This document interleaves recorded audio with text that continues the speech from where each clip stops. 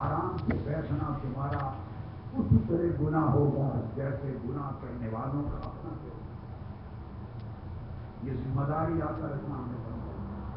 اور حضرت ابو سعید خدری رضی اللہ عنہ روایت کرتے ہیں، امام احمد بن حنبل نے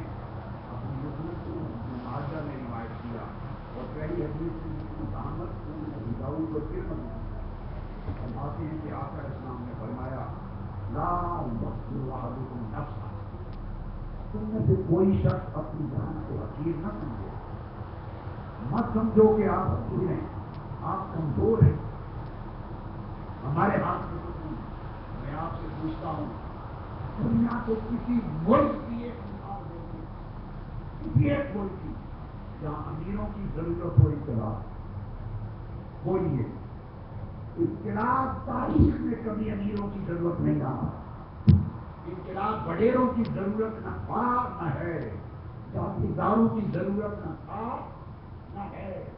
ظالموں سیاستمداروں کی ضرورت کبھی نہ تھا نہ ہے۔ ہر پیغمبر جب دعوت انقلاب لے کے اٹھا تو قرآن کو پڑھیے، وقال الملأ الذین کفروا، اس سوسائٹی کے وڈیروں نے اس کو کہا کہ ہم تمہاری بات نہیں مانتے۔ سوسائٹی کے سردار اس کے خلاف جمع ہو گئے، سوسائٹی کے جاگیردار وڈیرے سرمایہ دار جمع ہو گئے۔ کبھی بھی کسی پیغمبر کی دعوت پر وقت کے فرعون نے لبیک نہیں کہا، وقت کے قارون نے لبیک نہیں کہا، وقت کے حامان نے لبیک نہیں کہا، اور کبھی حسین کی دعوت پر وقت کے یزید نے لبیک نہیں کہا۔ بڑی جو لوگ طاقتور ہیں، فاسق ہیں، فاجر ہیں، وڈیرے ہیں، جن کے ہاتھ میں مال و دولت ہے، لوگوں کی عزت سے کھیلتے ہیں، خون سے کھیلتے ہیں، ان کی تو پانچوں گھی میں ہیں، ان کا تو کچھ بگڑا نہیں۔ وہ انقلاب کے لیے اپنے آپ کو تکلیف میں کیوں ڈالے؟ تبدیلی انقلاب ان کی ضرورت نہ تھی، یہ ہمیشہ غریبوں کی ضرورت تھی، کمزوروں کی ضرورت تھی، محتاجوں کی ضرورت تھی، یتیموں کی ضرورت تھی، غلاموں کی ضرورت تھی، ہمیشہ کمزوروں کی ضرورت ہے انقلاب۔ آقا علیہ السلام نے فرمایا تم لوگ اپنی جان کو ہلکا نہ جانا کرو، غریب ہیں، کمزور ہیں، مزدور ہیں، محنت کش ہیں، طالب علم ہیں، علماء ہیں، امام ہیں، خطیب ہیں، ہم طاقتور لوگ نہیں، ہم کچھ نہیں کر سکتے، نہیں۔ آقا علیہ السلام نے فرمایا خبردار، اپنے آپ کو حقیر، کمزور اور ہلکا نہ سمجھو، تم ہی طاقتور ہو، تم ہی طاقتور ہو، قرآن تمہیں طاقت دینا چاہتا ہے۔ انقلاب مستضعفین کی ضرورت ہے، مستضعفین جہاں تم طاقتور بنو۔ آقا نے فرمایا کمزور نہ سمجھو۔ اب صحابہ کرام نے پوچھا قالوا یا رسول اللہ کیف یعقل احدنا نفسہ، ہم میں سے کوئی شخص اپنے آپ کو حقیر کیسے جان سکتا ہے؟ حقیر کیسے ہم میں سے کوئی شخص اپنی جان کو، اپنے آپ کو حقیر جانے گا؟ آقا علیہ السلام نے فرمایا جواب سن لو، قال یرا امرا للہ علیہ فی مقام ثم لا یقول فی، اپنی جان کو حقیر وہ شخص سمجھتا ہے جو دیکھتا ہے بدی ہو رہی ہے، برائی ہو رہی ہے، گناہ ہو رہا ہے، ظلم ہو رہا ہے، اس کو دیکھے اور اس شخص کو اللہ کا حکم بھی معلوم ہو کہ یہ غلط ہے، یہ غلط ہے، یہ گناہ ہے، یہ ظلم ہے، اس کو روکنا میرا حق ہے، یہ بھی معلوم ہو، اور پھر بھی چپ رہے، پھر بھی چپ رہے، خاموش رہے، اس کے لیے زبان اور عمل کا جواب نہ کرے، اس کے خلاف نہ اٹھے، تو فرمایا جب وہ چپ رہے گا تو اس کا مطلب ہے اس نے اپنے آپ کو حقیر جانا، اور اس کا کیا حشر ہوگا؟ تو یقین اللہ له یوم القیامہ، قیامت کے دن جب وہ شخص حساب و کتاب کے لیے پیش ہوگا، اللہ رب العزت اس کو فرمائیں گے مانا آتا ان تقول فی کذا و کذا، اے چپ رہنے والے، اے ظلم کو دیکھ کر چپ رہنے والے، اے گناہ کو دیکھ کر چپ رہنے والے، اللہ کے دین سے ہوتی ہوئی بغاوت کو دیکھ کر چپ رہنے والے، غریبوں پیتے ہوئے، مستضعفین کمزوروں پر ظلم و جبر ہوتے ہوئے دیکھ کر، قوم کا خزانہ لوٹے ہوئے دیکھ کر، جھوٹ و دجل و فریب ہوتے ہوئے دیکھ کر، اے چپ رہنے والے، تمہیں کس نے روکا تھا؟ ان معاملات میں تو کھڑا کیوں نہیں ہوا؟ تم نے آواز بلند کیوں نہیں کی؟ اپنا فرض ادا کیوں نہیں کیا؟ آپ کا اسلام نے فرمایا اللہ پاک قیامت کے دن تجھے یہ فرمائیں گے یہ فریضہ کیوں نہیں ادا کیا؟ وہ شخص جواب دے گا کہ باری تعالیٰ مجھے پتا تھا کہ یہ کام غلط ہو رہا ہے، مجھے یہ بھی معلوم تھا کہ اللہ کا حکم یہ ہے، مگر میں لوگوں سے ڈرتا تھا۔ وہ ظلم کرنے والے طاقتور تھے، مضبوط تھے، مجھے اس کا خوف تھا، اس لیے میں کھڑا نہیں ہوا۔ اللہ رب العزت فرمائے گا پھینک دو اس کو عذاب میں، دوزخ میں۔ اس سے کہے گا کیا ان کا خوف وہ زیادہ حقدار کے خوف سے مجھ سے بڑھ کر حقدار؟ تجھے میرا خوف نہ تھا کہ میرے سامنے بیٹھوں، اور ان کا خوف تھا۔ یہ تجھے یاد نہ تھا کہ قیامت کے دن میرے سامنے پیش ہونا ہے، کاش تو میرا خوف مقدم رکھتا ان ظالموں کے خوف۔ وہ ظالم کیا کر دیتے تھے؟ وہ کیا کر دیتے تھے؟ کیا مجھ سے بھی زیادہ طاقتور تھے؟ اللہ پاک حضرت حسین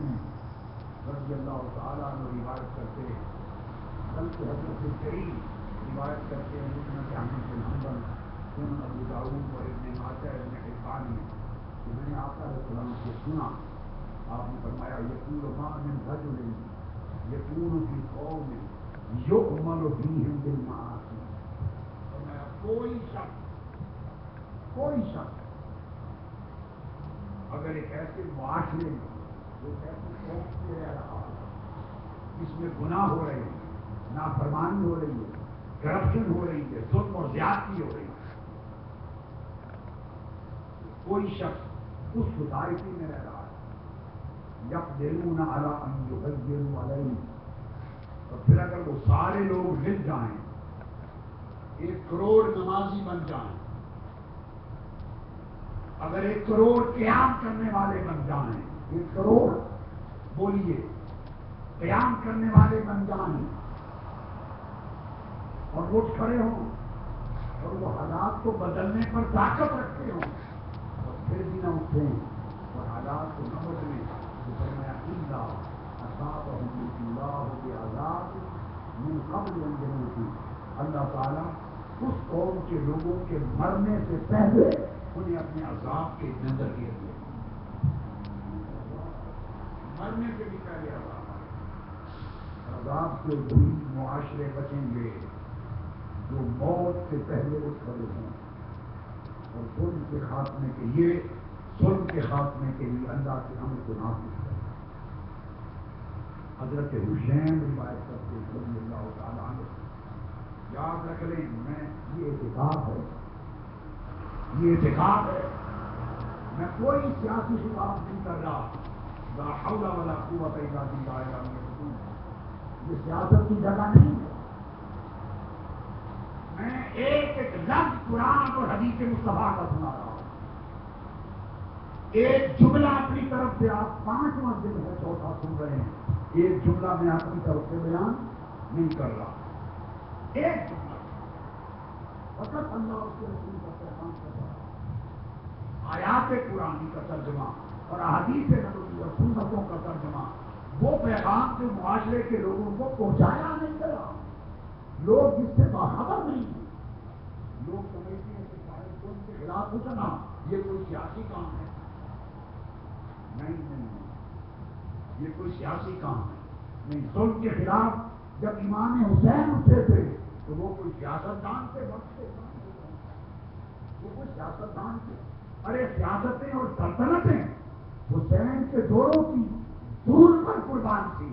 وہ کروڑوں سلطنتوں کے مالک، اگر ایک ٹھوکر مارتے حسین تو کروڑ یزید کی سلطنتیں ختم ہو جائیں۔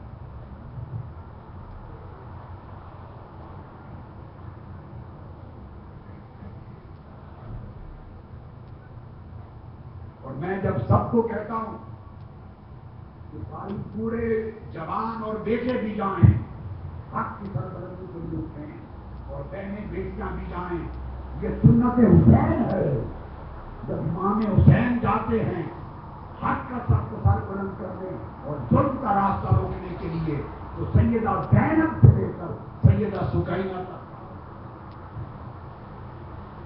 امام زین العابدین سے لے کر علی اکبر و علی اصغر کو ساتھ لے کر جاتے ہیں. یہ شیوا ہے تاجدار کائنات کا، خاندان نبوت کا، صحابہ کرام کا. اس لیے کہ یہ ہر ایک کا فرض ہے، ہر ایک سے پوچھا جائے گا، مرد سے بھی اور عورت سے بھی، جوان سے بھی اور بوڑھے سے بھی. ہر ایک سے پوچھا جائے گا کہ تمہارے سامنے ظلم ہوتا رہا، گھر میں بیٹھ کر چولہے پر تو برا بھلا کہتے تھے، مگر باہر نکل کے اس ظلم کے خاتمے کے لیے میرے حکم کو آگے بڑھانے کے لیے تیار ہیں. فرمایا کہ جس قوم میں گناہ ہو رہے ہو، ظلم اور زیادتی ہو رہی ہے، ثم یقدرون علی ان یغیروا ثم لا یغیروا، ان کے پاس اگر وہ اکٹھے ہو جائیں تو طاقت بن جائے، وہ ظلم کا خاتمہ کر سکتے ہیں. اگر 1 کروڑ نمازی ہو جائیں اور وہ قیام کریں تو ملک سے شیطان بھاگے گا یا نہیں؟ اگر اتنی بڑی نماز کھڑی ہو جائے،